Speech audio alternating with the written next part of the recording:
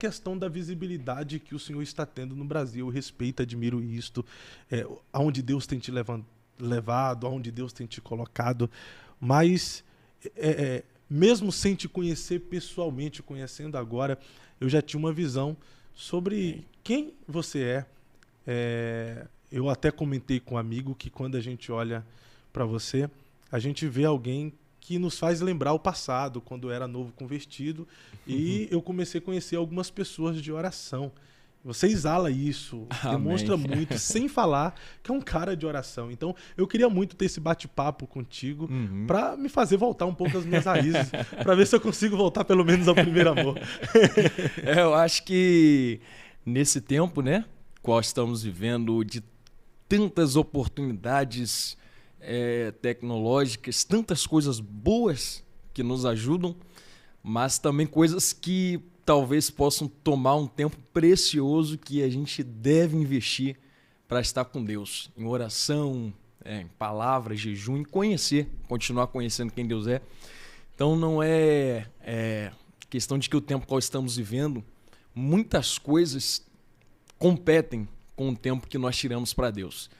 Então hoje é natural você ver pessoas gastando muito tempo com mídias sociais, redes sociais, entretenimento e tudo mais. Até me faz lembrar uma história de um pastor na África, que ele foi convidado a estar no Brasil por um pastor brasileiro, e o argumento do pastor brasileiro era mais ou menos, se encaixava nessa linha. É porque aqui o senhor vai ter mais oportunidade de desempenhar a chamada que Deus tem na sua vida.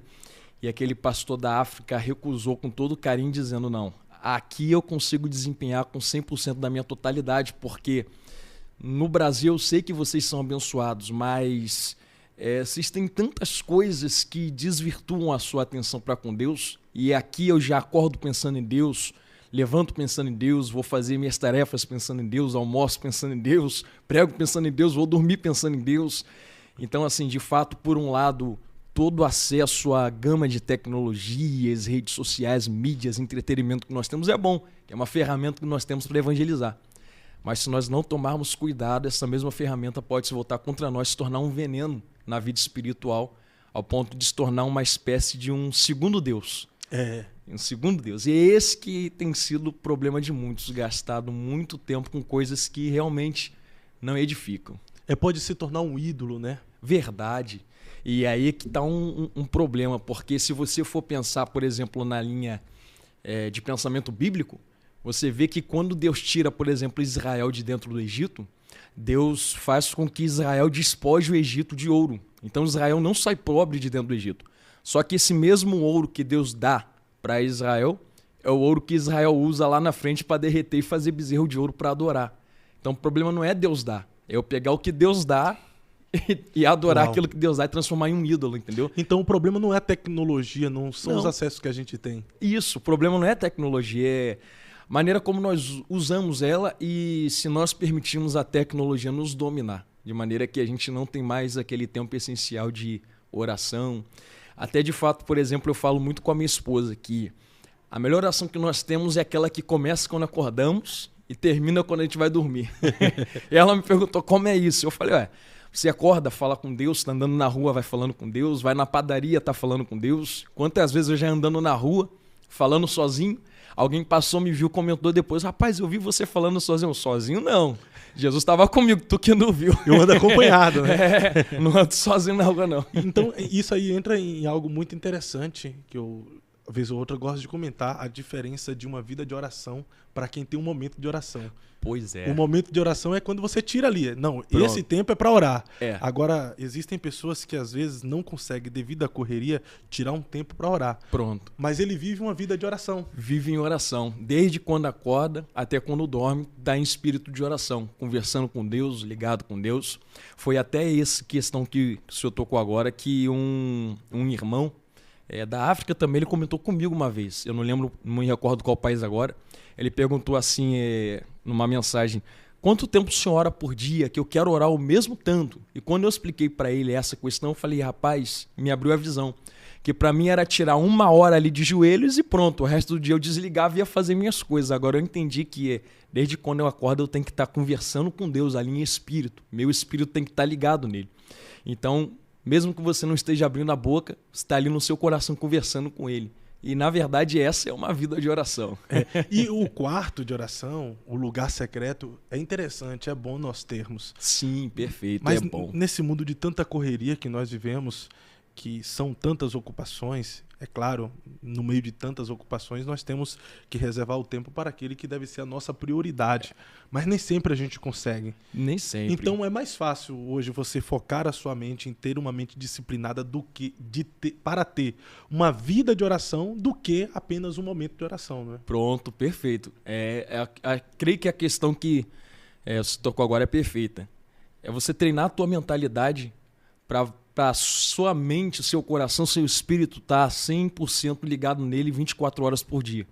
E eu até às vezes brinco que se até pudesse, até dormindo, estaria conversando com ele.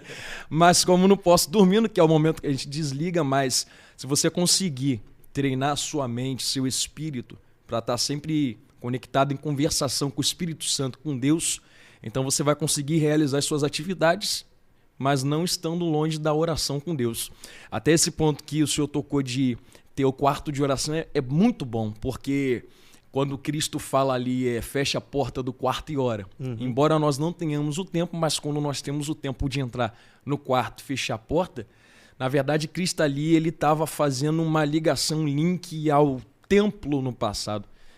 Quando ele relaciona o fechar a porta do quarto e orar, era a mesma dinâmica de alguém que entra no Santo dos Santos para estar com a Arca da Aliança depois do véu.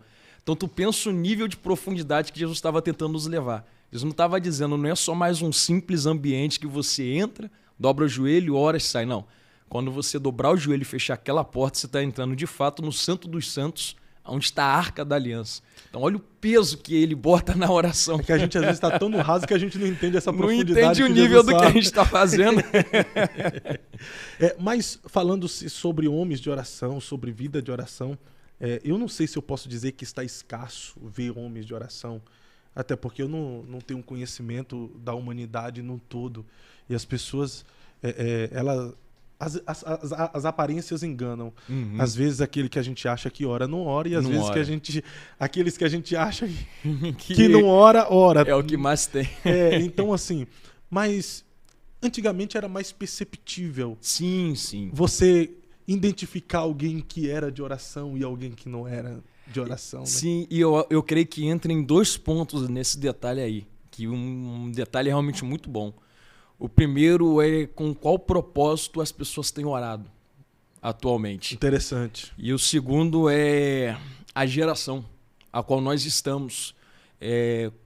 O que elas querem identificar em homens que são tidos como referência.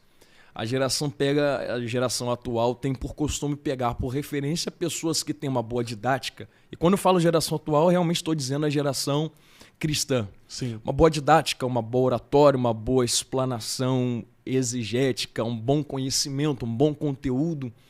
Mas antigamente eu creio que a geração não é que não deixava de procurar pessoas que tinham conteúdo, mas também priorizavam procurar pessoas que exatamente tinham essa vida com Deus, de oração, que exalavam a graça de Deus, o poder de Deus.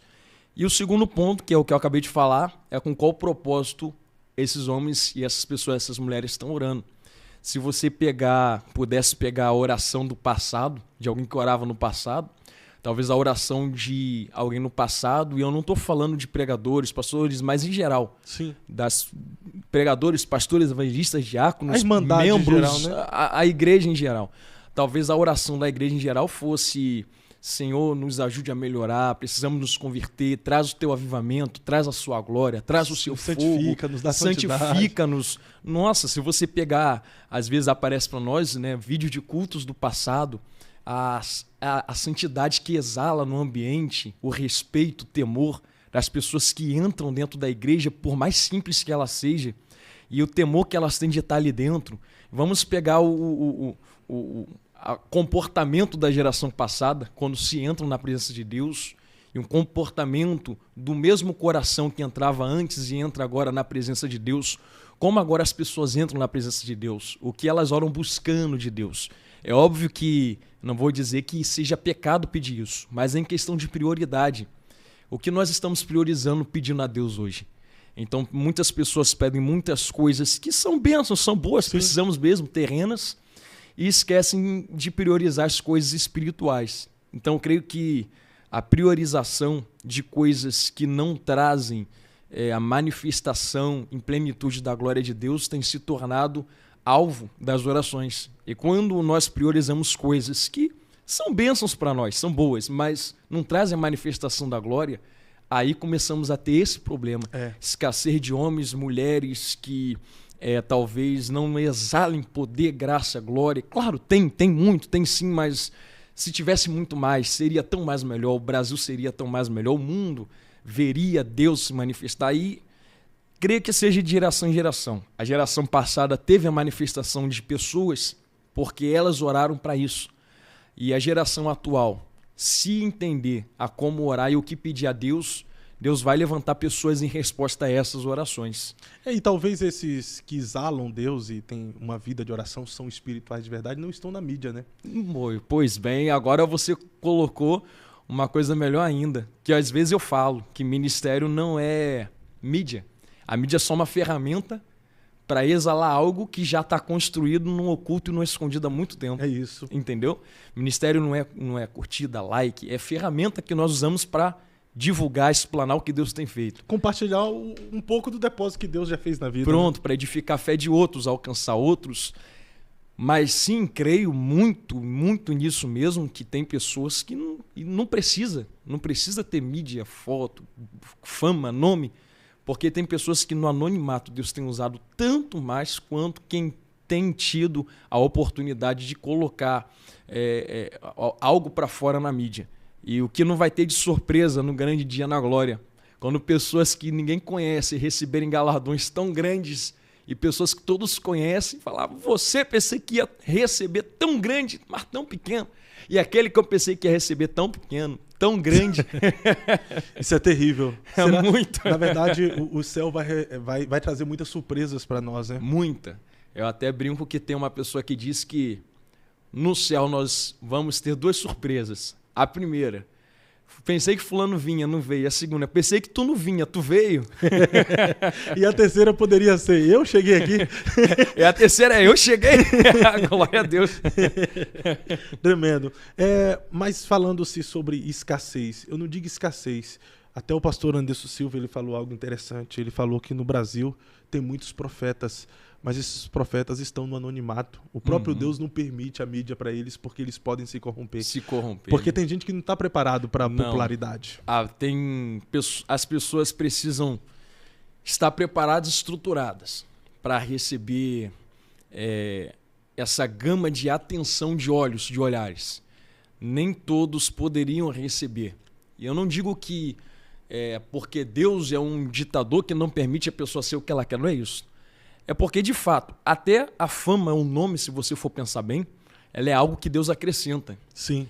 Uma vez eu ministrei que tem 4 coisas que Deus acrescenta ao homem. A primeira é dinheiro, a segunda é nome, fama e sucesso, a terceira é intimidade com ele, ligação direta, oração, e a quarta é sabedoria. Então você percebe que a fama, nome e sucesso é uma das coisas que Deus acrescenta. Agora, que das 4, só uma que a gente busca, que todos devem buscar, que é a intimidade. Agora, as outras 3, que é dinheiro, sabedoria e fama, nem todos estão preparados para receber.